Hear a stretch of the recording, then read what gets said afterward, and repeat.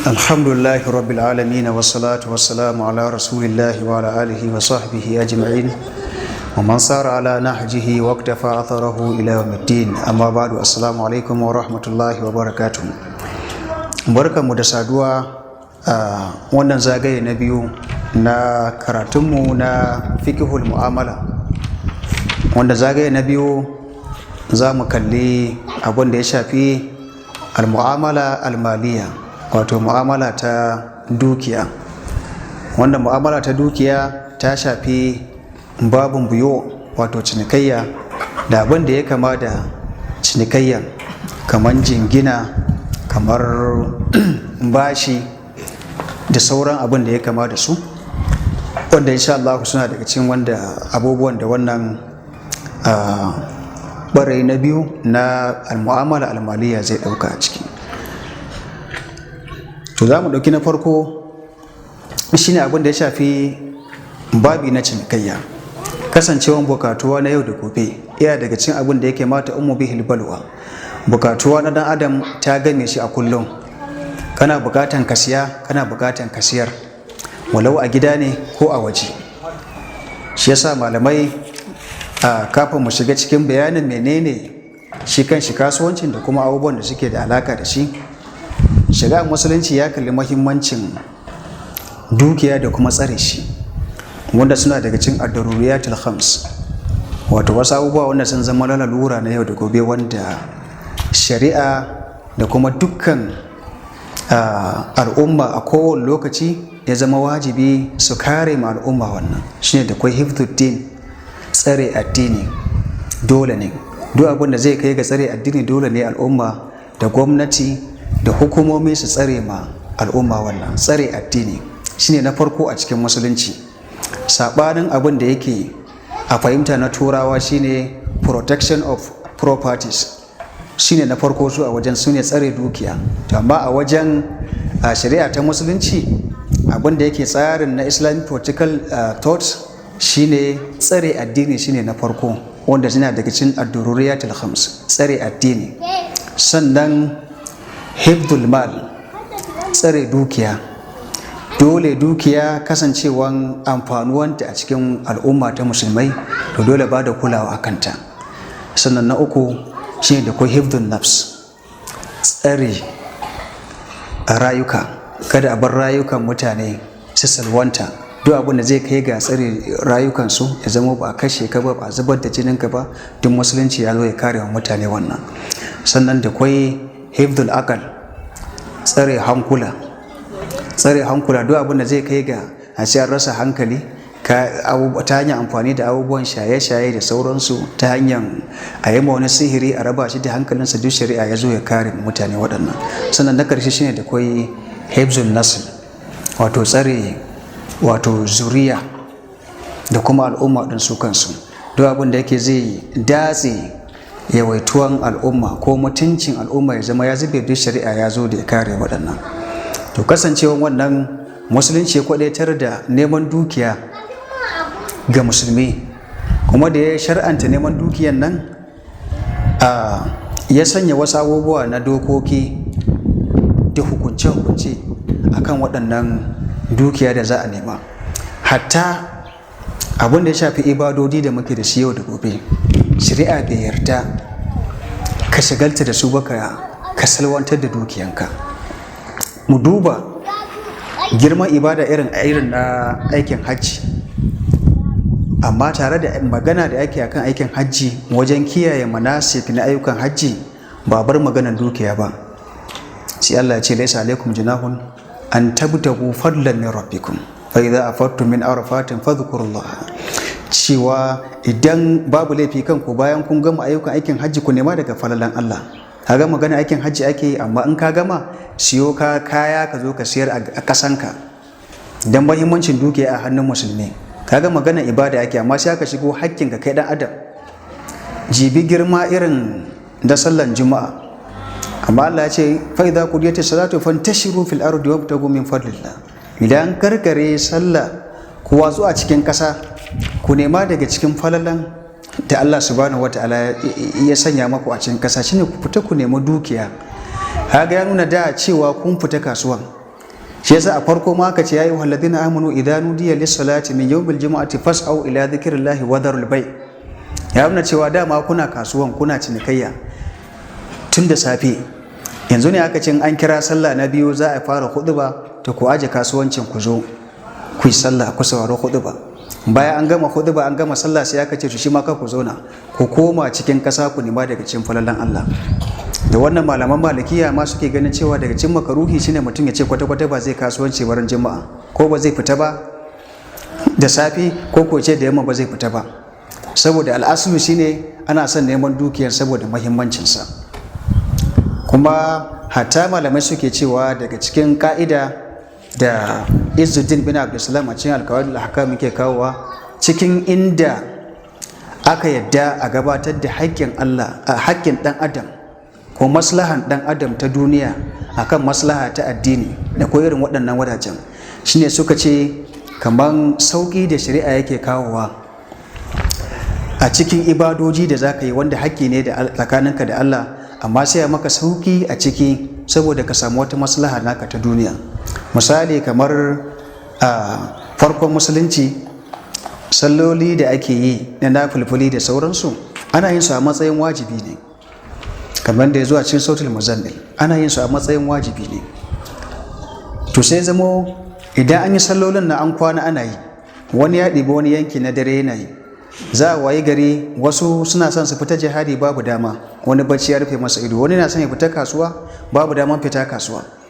To wannan kaga duk wannan mu ɗauka kamar fita kasuwa maslaha ce ta duniya, amma saboda wannan mahimmancin neman kuɗin da kasuwancin aka ce yanzu an sauke farilla na shi wannan sallan daren ya koma nafila, ya koma nafila. Shine Allah subhanahu wa ta'ala yake cewa inna rabbaka ya'lamu annaka taqumu adna min thuluthay al-layli wa nisfahu wa thuluthahu wa ta'ifatun min alladhina ma'ak. Wannan a farkon musulunci haka ake yi. Wallahu yuqaddiru al-layla wan nahar alima an lan tuhsuhu fataba alaykum faqra'u ma tayassara min al-Qur'an alima an sayakunu minkum marda. Shine mahallu shahidin. Allah ya sani a cikin ku da kai marasa lafiya. Wa akharuna yadribuna fil ardi yabtaguna min fadlillah. Wasu daga cikin ku kuma suna tafiye-tafiye a cikin ƙasa suna neman falalan Allah, wato dukiya ta ce safaran kasuwanci. Wa akharuna yuqatiluna fi sabilillah. Wasu kuma suna fita su yaki dan ɗaukar kalmar Allah. To wannan maslahohin sai Allah ce fakar umma ta yassara minkum, ku karanta abin da ya saukaka. Wato da a matsayin farilla ake sallar daren, amma jibi wata maslaha ta duniya da ta zo neman kuɗi sai aka sauke farilla aka ce ka bari. Yasa suke cewa da za ka zo kana sallar farilla ka aje mashin, sai ka ji wani ya buga mashin din zai sace, ka yanke sallar farilla.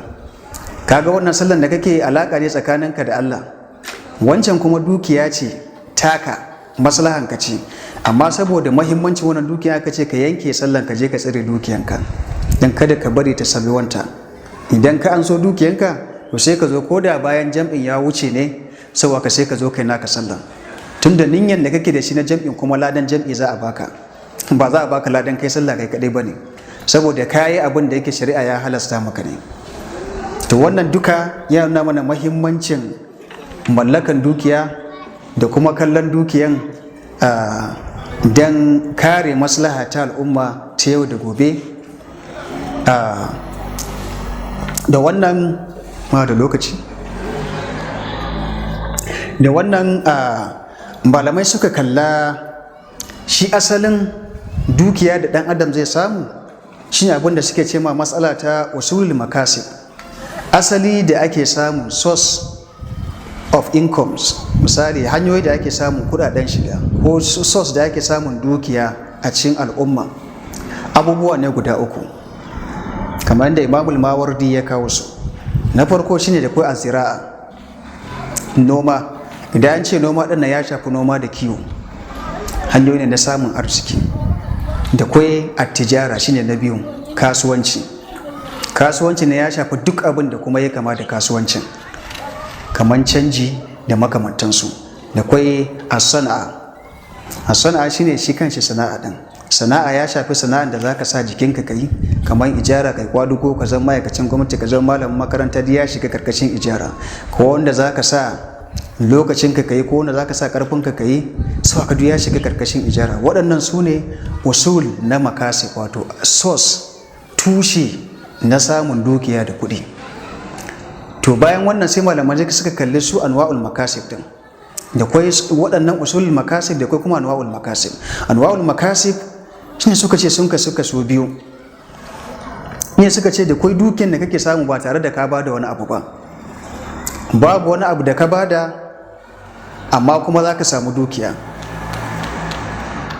Misali kamar mirath, kamar gado, ka samu dukiya ta hanyar gado, ka gada, kaga ba ciniki kuka yi ba wani abu ka bada ba wani abu na karfin ka bada ba, amma kuma ka samu dukiya ya zo maka. To wannan idan an same shi ta hanyar da shari'a ya ce, to ya zama kasab wanda yake tayyib. Idan kuma mutum bai samu ta hanyar shari'a ba, kamar kwata ya ko makamantansa, to sai ya zama dukiya wanda yake na haram. Daga ciki da kwai ganima, dukiyar da ake samu a wajen yaki, shi ma kaga wannan kasab ne bi gairi iwat. Dukiya ce ba tare da wani aiki ko wani makwafi da ka bada aka bada ita ba, kama a tsaya abin da ya shafi kyauta, wani ya ɗauko kyautan dukiya ya baka. Haka nan daga ciki da ko abin da yake wani bai mallaka ba, shi ma daga cikin kasab bi gairi iwat, duk hanyoyi na samun dukiya. Misali kamar said, farauta, ka zama farauci, saboda haka ka harbo dabban farauta, kaga wannan dabban farautan ba iwat bane, wani bai mallaka ba sai kai ba, sai ka samo shi kai, sai zama ko mallakinka a cikin shari'a. Kamar itace da mutum zai je yau a dauji, misali raya wajen, to ta zama mallakansa. Kamar fili, misali a ce dauji ne ko wani fili ne wanda babu wanda ya mallaki abin, saboda haka sai ya je ya gyara wajen, ya masa iyaka ko ya haƙa rijiya a wajen ko makamantansa, saboda haka sai ya zamo mallakinsa. To duk wannan suna karkashin kaso na farko na hanyar samun kuɗi. Hanyar samun dukiya shine a samun kuɗi kasab bi gairi iwat, wato samun dukiya ba tare da wani makwafi da ka bada ba ka baka wannan abu. Sannan na biyu shine kaso na biyu shine kasabun bi iwat, samun dukiya ta hanyar makwafi, ka bada wani abu ga mai mubadala, ka bada wani abu a baka dukiya.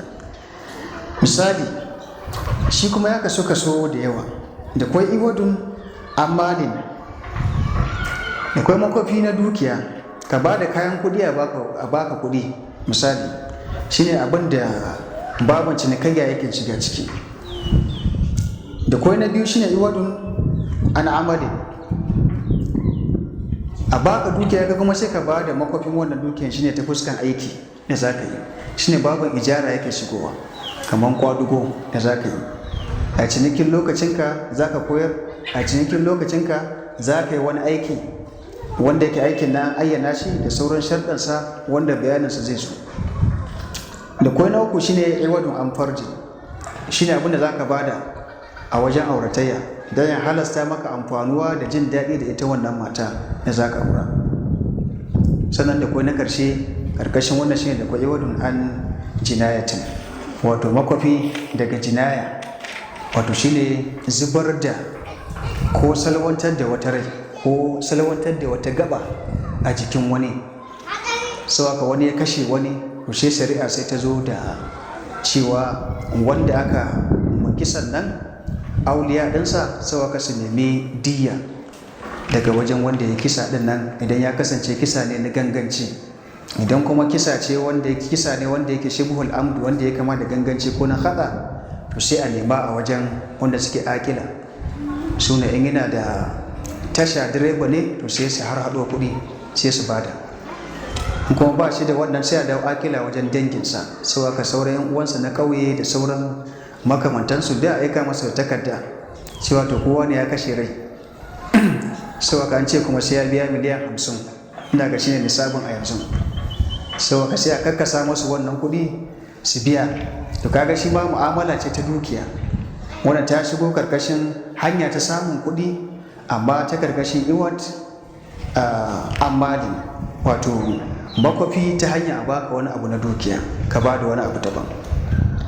To wannan kusan shimfiɗa ne da ya nuna mana hanyoyi da musulunci ya ba da kulawa a kansu wajen mutum ya nemi ya nemi kuɗi kuma ce nemi dukiya saboda mahimmancin dukiya a cikin musulunci. Yasa Imamul Qurtubi a cikin tafsiri ɗinsa ya kawo hanyoyi guda 10 daga cikin hanyoyi da ake samun kuɗi.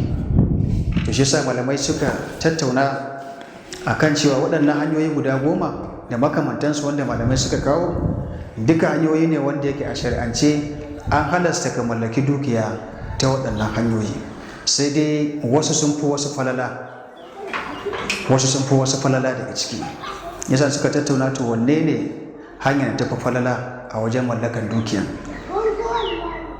Wasu malaman suka ce shine duk sana'ar da zaka yi da hannu, kamar yadda ya tabbata a cikin nassin hadisi na Annabi sallallahu alaihi wasallama yake cewa mafi tsarkin aikin da mutum ko dukiyar da mutum zai samu shine amalin rajul bi yadihi, aikin mutum da hannunsa. Sai cewa kullu bai'in mabrur, da dukkan kuma kasuwanci wanda yake kubutacce, wanda yake babu riba a cikin kasuwanci. To shi yasa shi a wajen al-Imam Shafi'i shi sai yake ganin kasuwanci shine atyab, wato shine abin da yafi zama mafi sarki a cikin hanyoyin da zaka samu dukiya a cikinsa. Amma wasu malaman suna ganin kamar Ibn Hajar a cikin Fathul Bari, haka na Imamul Mawardi suka tafi akan cewa mafi tsarkin dukiya da mutum zai mai da hankali wajen mutum ya samu, suka ce shine noma. Suka ce domin a cikin noma da kai amalar rajul bi yadihi, kaga da hannunka zaka je ka duka, sai ka sa fatanya ka girbe kai kaza. Hannan kuma suka ce da ko wani amfani kuma wanda yake muta'addi, wato amfani wanda zai faɗi. To kuma suna da ka'ida suka ce al-muta'addi afdalu min al-kasir, to duk maslahan da za ta faɗi ta kai ga ka amfanar da wani, to ya fi abin da ya ce amfanar da kanka kaɗai kai. Suka ce a cikin noma da kwaye amfanuwan kai da ku amfanar da wani. Suka ce ba ma mutum ba har dabba, sanya za su zo su ci, kwari za su zo su ci, lada za ka samu, ka amfanar da su ma sun samu abinci. Duk da yake manoma ba sa so misali, amma kuma amfanarwa ne. Idan kuma kai noman za ka wadatar da kasa da abinci, sau ka za a ɗiba a siyar, don babu abinci nan babu magana. To haka suka ce abin da ya fi shine kasuwanci. Wasu kuma suka ce abin da ya fi ma shine jihadi, ka fita jihadi ka samu dukiyan ganima. Suka ce domin shine mafi yawan dukiyan annabawan Allah, sun fi samun dukiyansu ta hanyar dukiyan ganima da suka samu. Wasu malaman suka ce duk ma a bar wannan, abin da ya fi lada a cikin hanyoyin samun kuɗi shine koyar da Qur'ani, ka zama malaman Qur'ani a biya ka idan ka koyar da Al-Qur'ani. Da haka masu cewa malaman Islamiyya ba sana'a suke ba, sai ka sana'a ce. Yasa shi Imamul Qurtubi da ya tashi lissafo hanyoyin samun kuɗi sai ya kawo ce har da koyar da ilimi a ciki. Ya ce bal koyar da Qur'ani shi ya fi komai lada, don ka koyar da addini kuma gashi an baka ga lada ga la'ada. Ya ce ga kuma hadisi Annabi sallallahu alaihi wasallam yake cewa inna atyaba ma wajadtum alaihi al-ajra kitabullah, au kama qala, cewa mafi fifiko ko mafi tsarkin abin da za ku samu lada a cikinsa wato shine littafin Allah.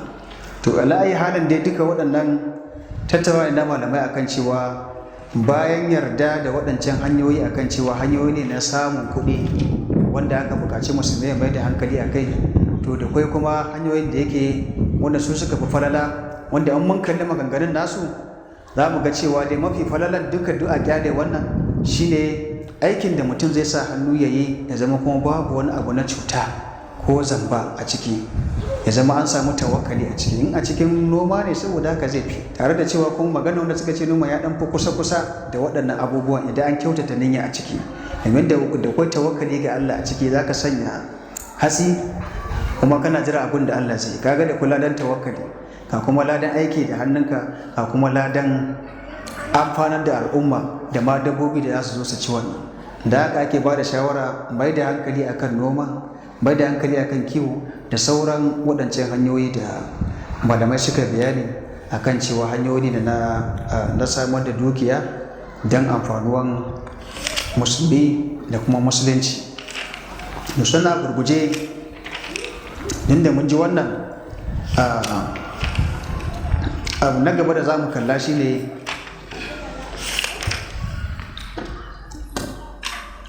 shi kan shi falala na neman na kai. A ce kana neman na kanka, ba kana zaune ne ana taimaka maka ba ko ka zama nauyi ga al'umma.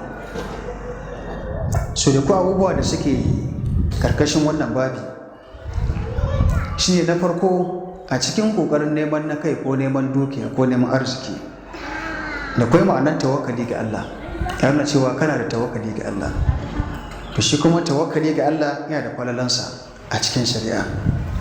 Yasa kun ga a can Allah ce fa idza qudiyat salatu fantashiru fil ardi wabtagu min fadlillah wa dhkurullaha katiran la'allakum tuflihun. Wannan la'allakum tuflihun ya shiga cikin ambaton Allah da kuma fita da alima din duka. Ashe tawakkali, hakikanin tawakkali ga Allah shine ka dogara ga Allah amma kuma ka yi al'akhdhu bil asbab, wato kai riko da kuma sababba, kar ka zauna, kar ka zama kayi tawakkuli.